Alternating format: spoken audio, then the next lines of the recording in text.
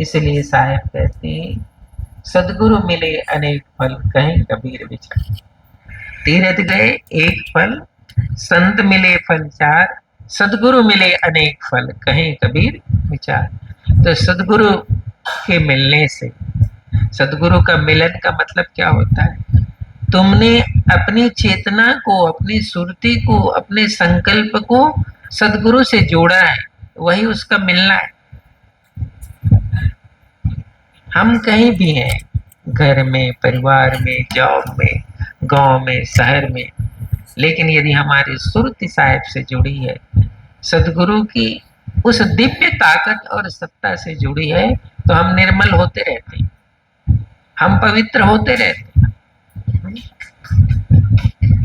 कभी कभी आप देखना कि ये मन है अनेक जगह हमें ले जाता है, भटका देता है, लेकिन जब मन जाता है तो उस समय तुमने जो गुरु से संकल्प किया है, वो संकल्प साथ आ जाता है कि नहीं, तूने संकल्प किया है गुरु से कि ये मार्ग तुम्हारा नहीं है, ये मार्ग तुम्हारा नहीं है, तो मन जाते हुए मन को हम वापस ले आते हैं। ये ताकत है, ये गुरु भूमिका का ताकत है ना।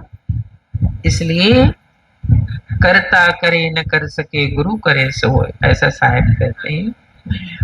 कर्ता से नहीं होने वाला भी गुरु की उपस्थिति और संकल्प से सहज हो जाता है। ये सत्संग की महिमा। और जो गुरुमुखी होते हैं, साहेब से जुड़ते हैं, नाम डाल लेते हैं, उसके पास एक ही ताकत होना चाहिए, संकल्प की।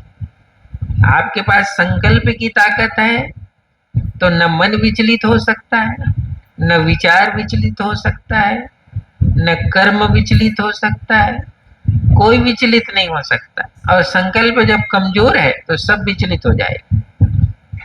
फिर तो गुरु बिचारा क्या करे, शिष्य माही चूक, और कोटि जतन पर बोध, ये फिर बांस बजावे फूक हो जाता है ना। तुम्हारा संकल्प कच्चा था, और कच्चा जब संकल्प होता है तो उससे साधना होती नहीं, उससे नियम का पालन नहीं होता। इसीलिए साहब की उलटवासी है, पहले दही जमाए के पीछे दुहियो गाय, ऐसा कहा है साहब ने। पहले दही जमाए के पीछे दुहियो गाय, ऐसा कभी होता है? पहले तो गाय को दुहा जाता है, उसी दूध से ही तो तुम दही जमाओगे। लेकिन ये एक शिष्य, एक साधक के लिए जो इस मार्ग में प्रवेश करना